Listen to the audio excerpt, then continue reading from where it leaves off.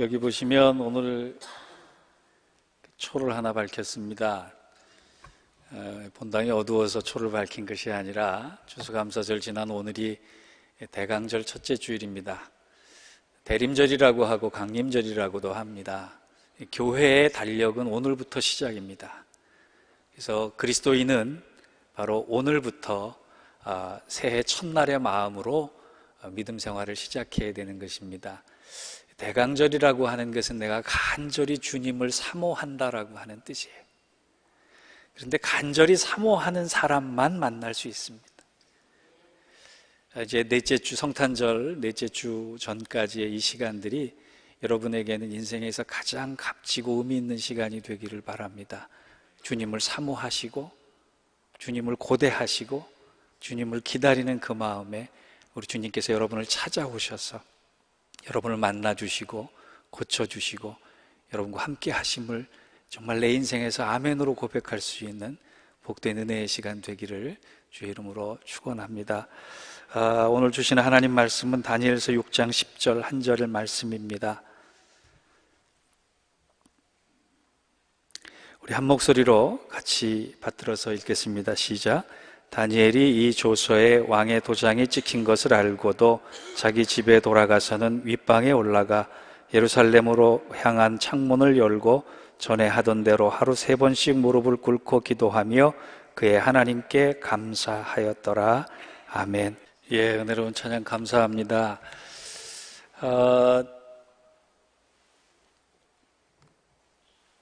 땡스기빙 주간 여러분 어떻게 보내셨습니까? 땡스기빙 날 저는 버릇처럼 새벽에 일어나서 문을 열고 당연히 와 있어야 할 신문이 안 온 것을 보고 에이 오늘 또 안 왔네, 그렇게 이 얘기를 하고 가만히 생각해 보니까 휴일이더란 말이죠. 어떤 상황에 대해서 제가 반응하는 나의 버릇이 감사보다 불평이 많았다라고 하는 생각을 그 순간 하게 됐습니다.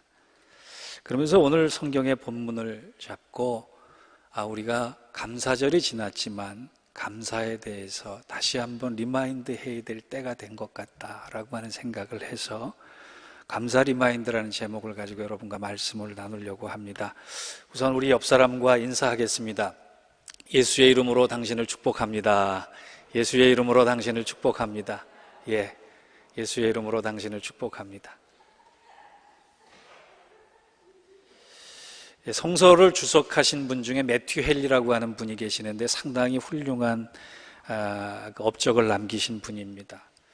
그분은 뛰어난 실력이 있어서 성서학자, 성서학 박사라고 하는 이름도 가지고 있지만 그에겐 또 다른 별명 하나가 있는데 바로 감사 박사라고 하는,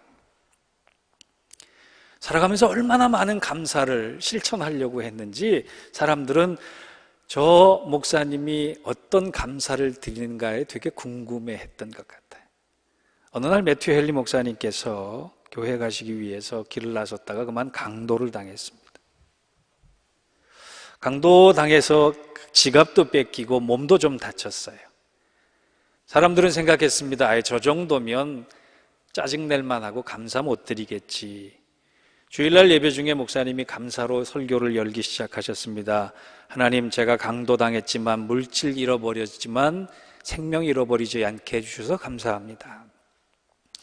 제가 강도가 되지 않고 강도당한 자 되게 해주셔서 감사합니다. 사랑하는 제 이웃이 강도당하지 않고 제가 강도당해서 감사하고 마지막 이 상황에서도 감사드릴 수 있는 믿음 지켜주셔서 감사합니다. 그렇게 감사했다는 거예요. 감사에 대해서 우리가 눈을 열기 시작하면, 감사에 대해서 믿음을 가지고 입을 열기 시작하면 우리는 얼마나 많은 감사를 드릴 수 있는 제목이 우리 주위에 놓여져 있는지 몰라요. 여러분, 우리 굳이 학교 가서 수업료 내고 박사학위 따로 받지 말고 저나 여러분이나 매튜 헨리 목사님처럼 감사 박사 이런 학위 하나씩 받으시기를 주의 이름으로 축원합니다.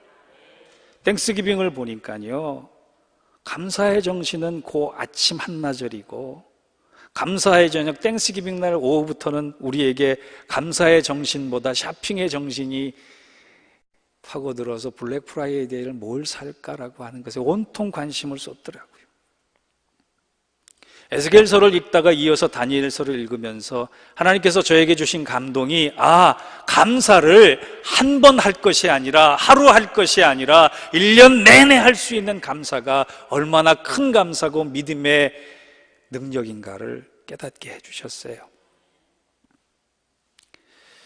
믿음의 사람은 분명히 감사를 붙잡고 사는 사람입니다. 그것이 오늘 본문에 나와 있는 주인공에게 보여져요.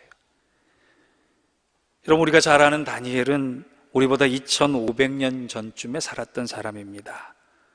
그도 이민자입니다. 우리는 자발적으로 왔지만 그는 잡혀서 간 사람이에요. 그런데도 불구하고 그 어려운 여건 가운데서도 노력과 성실과 은혜를 가지고 한 나라의 국무총리가 됐던 사람입니다. 그 사람은 그런데 그 세상에 이루어진 것을 가지고는 부족함이 없이 살 수도 있는 사람이었어요. 그러나 그는 여전히 그런 인생으로 몰아가신 하나님께 대해서 일생 동안 지켰던 지조 있는 신앙이 뭐냐? 감사의 신앙이었어요. 하루 3번씩 그 감사한 인생을 열어가게 하시는 하나님께 예루살렘을 향하여 창문 열고 기도했던 사람이다, 성경은 기록했습니다. 그런데요, 그의 인생에도 우리와 마찬가지로 위기가 찾아왔습니다. 그도 정적이 있었을 거예요. 이방인인데도 국무총리가 됐던 사람, 그런 정적이 그를 가만 놔둘 리 없었습니다. 그래서 모함을 하기 시작했는데, 왕 이외에 다른 신에게 절을 하면 죽음으로 가게끔 법을 만들었습니다. 이 법을 앞에 두고 다니엘은 어떻게 됐을까요? 분명히 자기를 모함하기 위한 법이었고, 자기를 죽이려고 했던 법이었고, 그 법에 순응하지 않으면 자기는 죽을 수밖에 없는 상황이었을 때 다니엘은 어떻게 했을까요? 그것이 오늘 우리가 읽은 본문에 나와 있는 그의 신앙의 자세입니다. 10절에 뭐라고 되어 있느냐? 다니엘이 이 조서에 어인 찍힌 것을 알고도, 왕의 도장이 찍힌 것을 알고도 자기 집에 돌아가서 윗방에 올라가 예루살렘을 향한 창문을 열고 전에 하던 대로 하루 3번씩 무릎 꿇고 기도하며 그의 하나님께 감사하였더라. 기도했다라고 하는 것은 인정할 수 있어요. 어려운 상황이든 좋은 상황이든 신앙인이면 기도할 수 있는 사람이었어요. 그런데 우리와 조금 다른 것이 뭐냐? 그 다니엘은 기도하면서 그 기도의 결과를 하나님 감사합니다로 맺었다는, 내가 원치 않는 상황, 내가 원치 않는 현실, 내가 원치 않는 여러 가지 일들이 내 앞에 닥쳤을지라도 그 상황을 놓고 기도하면서 하나님, 그럼에도 불구하고 나는 감사하겠습니다. 얼마나 위대한 일입니까? 그래서 오늘 우리는 감사에 대해서 한 3가지만 생각하고, 이 감사가 우리 신앙의 베이스가 됐으면 좋겠어요. 베이직이 됐으면 좋겠어요. 이 감사가 우리 신앙의 중심이 됐으면 좋겠어요. 1년 한 번 추수감사절, 맥주감사절 때만 감사드리는 것이 아니라 이 상황 모두가 너무나 기쁘고 감사해서 하나님, 이 감사가 감사를 불러오는 기적을 우리 모두 경험하게 해주옵소서. 그렇게 감사에 대해서 3가지를 여러분 믿음 안에서 깨달았으면 좋겠어요. 그것은 뭐냐? 첫째, 다니엘의 감사는 감상적인 감사가 아니라 의지적인 감사였대요. 감사할 상황에서만 감사를 드렸던 것이 아니라 감사하지 못할 상황에서도 나는 감사드려야겠다라고 하는 그의 의지가 그 안에 있었다라고 하는. 이제 그 목사가 이런 식으로 설교하면 안 되지만 여러분에게 압력을 넣는 겁니다. 제가 안식년을 받게 되면 한 군데 가고 싶은 데가 있어요. 한국의 소록도를 꼭 한번 가보고 싶습니다. 시간이 될 때 소록도를 좀 방문하고 싶어요. 소록도에 가면 그 문둥병 환자, 한센병 환자가 사는데 참 많은 그 간증거리가 나오고 감사거리가 그 안에서 발견돼서 거기를 한번 방문하고 오면 자기의 삶에 새로운 눈이 떠진다 그래요. 제가 들었던 얘기 중에 마음에 지금도 남아있는 얘기가, 소록도에 가면 교회에서 주님을 섬기는 사람들이 이렇게 고백을 한다 그래요. 우리는 소록도에 살지만 실제 우리는 소록도에 살지 않고 찌라도에 삽니다. 처음 듣는 사람들이 찌라도가 어딥니까? 어떤 섬입니까? 물어볼 때 찌라도는 바로 내 마음속에 있습니다. 하박국 3장 17절에 비록 무화과 나무가 무성치 못하며 포도나무에 열매가 없으며 감람나무에 소출이 없으며 밭에 식물이 없으며 우리의 양이 없으며 외양간에 소가 없을지라도 나는 여호와로 인하여 기뻐하고 즐거워하리라. 세상이 다 그를 버렸습니다. 건강도 그를 버렸습니다. 환경도 그를 버렸습니다. 가진 것은 아무것도 없지만 그럴지라도 나는 여호와 한 사람을 위해, 한 분을 때문에, 여호와 한 분이 나를 택했기 때문에, 여호와 한 분이 나를 붙잡고 있기 때문에 나는 기뻐하고 감사하겠습니다. 그래서 자기는 소록도에 살지만 실제는 찌라도에 산다, 그렇게 얘기를 하는. 여러분, 감사한다라고 하는 것은 내 신앙, 내 생각의 중심을 하나님께 고정시키는 것입니다. 환경 때문에 감사한다면 본능적 감사합니다. 내 손에 쥐어진 것을 감사한다면 감각적 감사합니다. 누구나 인정할 수 있는 감사의 조건 때문에 감사한다면 감사를 위한 감사입니다. 그런데 고난 속에서, 원치 않는 속에서 드릴 수 있는 감사는 의지적 감사고 최고의 감사입니다.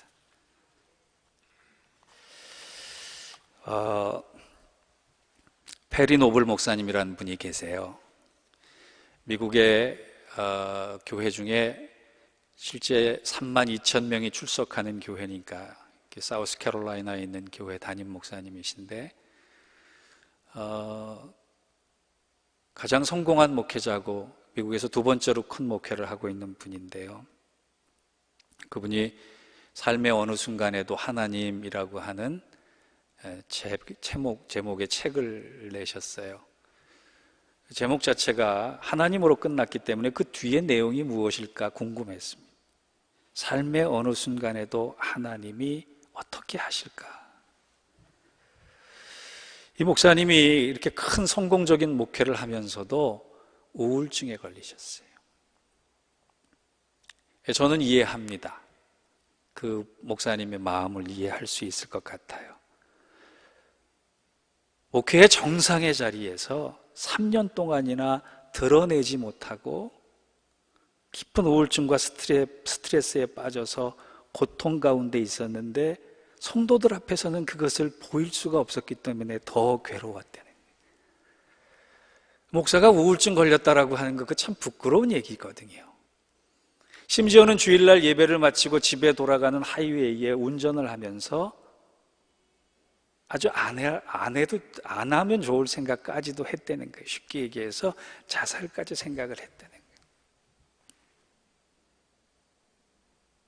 그래서 그런지 그 목사님의 책에 나오는 구구절절이 저한테 참 와닿는데 그 중에 한 대목이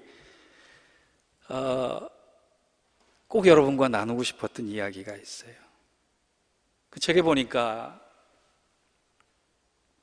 자기가 그것을 이겨나갈 수 있는 어떤 그 한 번의 계기가 있었는데 우리처럼 오늘 다니엘서를 보게 된 거예요. 다니엘서 3장에 보면 왕에게 절하지 않아서 풀무불에 묶여서 던져진 다니엘의 세 친구의 얘기가 나옵니다. 우리가 잘 알다시피 풀무불에 다니엘의 세 친구가 던져졌는데 그 불 속에 세 사람이 있는 것이 아니라 네 사람이 있었다고 성경은 기록하고 있거든요. 고난의 현장에 함께 하신 하나님이 그 현장의 사실을 많은 사람에게 보여줬고 풀무불에 타지 않아서 그 친구들이 걸어 나오게 됨을 가지고 사람들이 놀랬다 성경은 증거하거든요. 우리 거기까지 알아요. 그런데 그 목사님이 깜짝 놀라게 성경을 묵상하면서 발견했던 것은 불 속에는 분명히 4명이 있었는데 불 밖으로 다시 걸어 나오는 사람은 3사람이었다는 거예요. 불 속에 4사람이 있었으면 걸어 나와야 되는 사람도 4사람이어야 되는데 불 속에 4사람이 있다가 걸어 나오고 살아서 걸어 나오는 사람은 3사람이었고 한 사람은 어디 갔냐는 거예요. 가만히 생각해 보니까 하나님께서 여전히 그 불 속에 타고 계시고 있다는 거예요. 우리가 당해야 될 고통, 우리가 감당할 수 없는 고통의 현실에 하나님은 우리와 함께 하시면서 우리를 구출해 주시고 우리가 걸어나가도록 만들어 주신 다음에 여전히 하나님께서 내 대신 그 고통을 붙잡고 있다라고 하는, 그 고통의 현장에서 희생하고 계시고 그 고통의 현장에서 피 흘리고 계시고 그 고통의 현장에서 불타고 계신다는 거예요. 그러면서 만약 너가 다시금 불에 들어올 상황이 되었을지라도 나는 그 현장에 너와 함께 하겠다, 그 메시지를 던져주셨다는 거예요. 여러분, 이 한 가지만 알고도 우리는 얼마나 큰 감사를 드릴 수 있겠어요. 눌림에서 누림으로 전환하는 우리의 삶이 되길 바랍니다. 삶에 압도되는 것이 아니라 주님의 영광에 압도되는 저희들 되길 바랍니다. 어떨 때 하나님이 나와 함께 하심을 내가 의지적으로 감사할 때 그런 놀라운 일들을 누려가실 수 있을 것입니다. 오늘 감사절 지났기 때문에 감사가 우리 안에서 상실된 것이 아니라 하나님, 어떤 상황, 어떤 시간 속에서도 여전히 나는 감사하겠습니다. 그 의지적 고백이 저와 여러분의 고백이 되시기를 바랍니다. 두 번째로 다니엘에게서 배우는 것은요, 감사가 생각하고 훈련해야 된다는 거예요. 참 무서운 사실은 여러분, 감사와 불평이 학습되고 유전되는 거 아세요? 엄마 아빠의 입에서 감사가 나오고 불평이 나오고가 자녀들에게 대물림 된다는 거예요. 여러분, 우리 자녀들에게 좋은 거 물려주기 원하지 않습니까? 그런데 내가 물려주고 싶지 않아도 저절로 유산처럼 물려가는 게 내 입에서 나오는 감사와 불평이 어느 것 많든 적든 간에 대물림 된다는. 어떤 자매가 글을 썼습니다. 자신은 학습된 불평 제조기라고 얘기를 하더라고요. 자기 어머니는 끊임없이 일생을 살아오면서 감사한 적이 없고 불평만 가지고 살았는데 어느 날 살펴보니까 자기 안에 어머니와 똑같은 모습이 있었다는 거예요. 그런데 반대로 결혼하게 된 남자가 다행히 남편이 학습된 감사자였대요. 그래서 남편이 자기의 그 성격을 메워주기 위해서 항상 감사하고 긍정적으로 살려고 해서 남편을 따라서 어느 날 남편과 함께 153 감사운동을 시작했대요. 153 감사운동이 뭐냐 하면 하루 한 번 선한 일 하기, 하루에 5번 감사하기, 하루 3번 크게 웃기. 그러면서 감사를 훈련하기 시작했습니다. 나에게 있는 감사의 제목이 뭘까 캐내기 시작했습니다. 나에게 있는 감사의 조건이 뭘까 발견하기 시작했습니다. 6개월이 지난 후 자기 인생이 달라졌다는 거예요. 여러분, 감사가 훈련되면 우리 인생에 놀랄 만한 결과가 옵니다. 필리비안 씨의 책을 보면 이런 글이 있어요. 하나님, 제게 왜 이러세요? 라고 하는 책인데 거기 보면 이런 아주 감동적인 글 한 귀가 있습니다. 내가 인생의 지극히 작은 것들까지도 모두 선물이라는 것을 기억하도록 그 선물을 제대로 사용하는 방법은 감사라고 하는 것을 기억했으면 좋겠다. 그럼 감사를 천국방언이라 그러잖아요. 천국 가서 쓰는 용어가 아니라 이 땅에 임한 하나님의 나라에서 천국을 누리기 위해서 쓸 수 있는 것이 감사라고 하는 단어입니다. 10절에 보니까 전에 행한 대로 그랬어요. 다니엘은 늘 감사했던 사람이에요. 저도 이런 부분에 되게 약한 사람인데요, 제가 땡스기빙 날 얘기를 자꾸 해서 죄송합니다. 그날 모처럼 늦잠을 좀 자야겠거니 생각하고 그 전날 깊은 잠에 빠져들기를 소망하면서 잠자리에 들었다가 2시 19분에 깼어요. 꼭 이상하게 오래 좀 자야겠다 그러면 깨요. 그런데 그날은 제가 꿈을 꾸다가 깼습니다.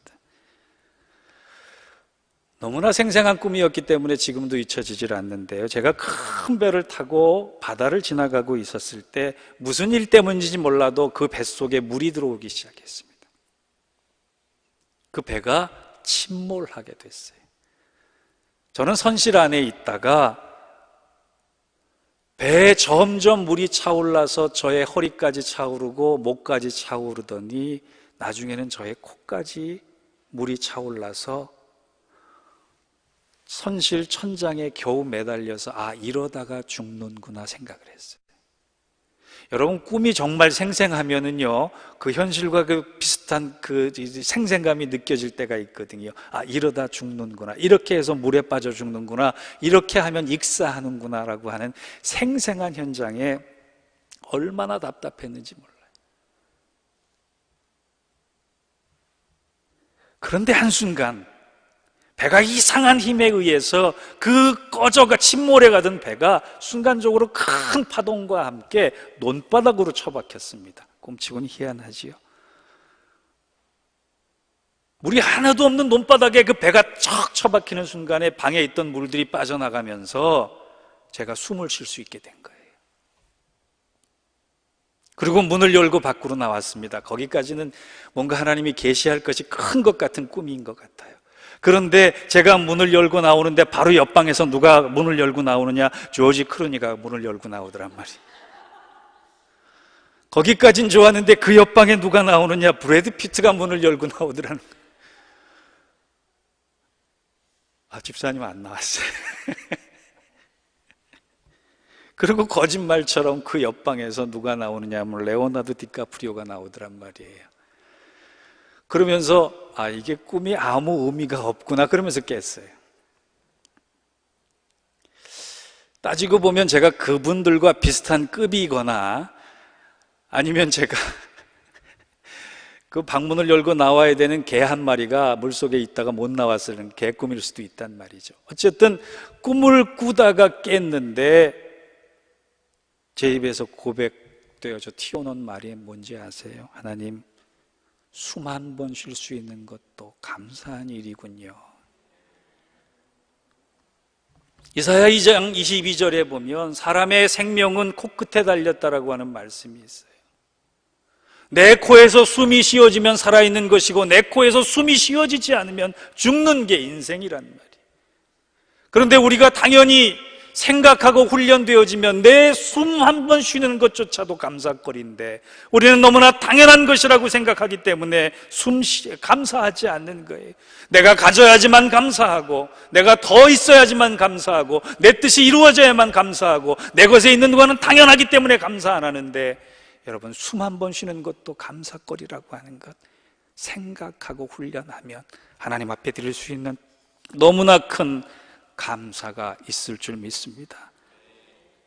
감사함은 지옥 같은 상황을 천국 같은 상황으로 바꾸는 비결이요 능력입니다.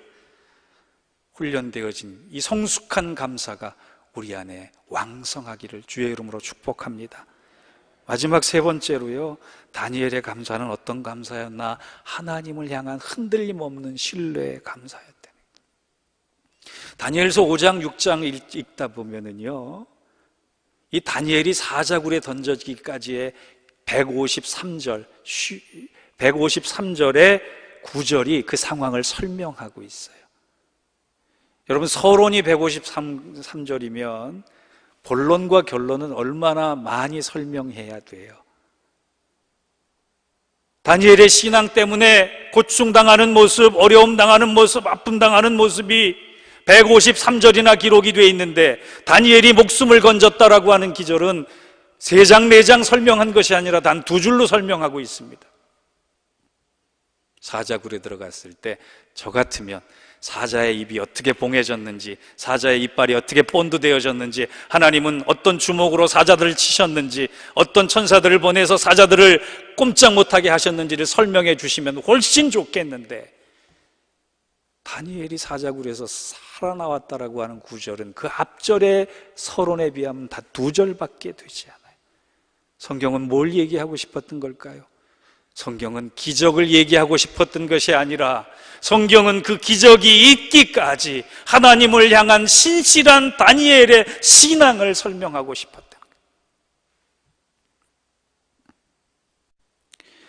우리가 읽지 않은 23절을 보니까, 6장 23절을 보니까 이런 말씀이 있어요. 왕이 심히 기뻐서 명하여 다니엘을 굴에서 올리라 하매 그들이 다니엘을 굴에서 올린즉 그의 몸이 조금도 상하지 아니하였으니 이는 그가 자기의 하나님을 믿음이었더라. 이 기적의 결론은 그겁니다. 다니엘이 이 위기 앞에서 위기를 넘어갈 수 있었던 기적은 그가 하나님을 향한 신뢰, 그리고 그 하나님을 향한 감사였다라고 하는 거예요.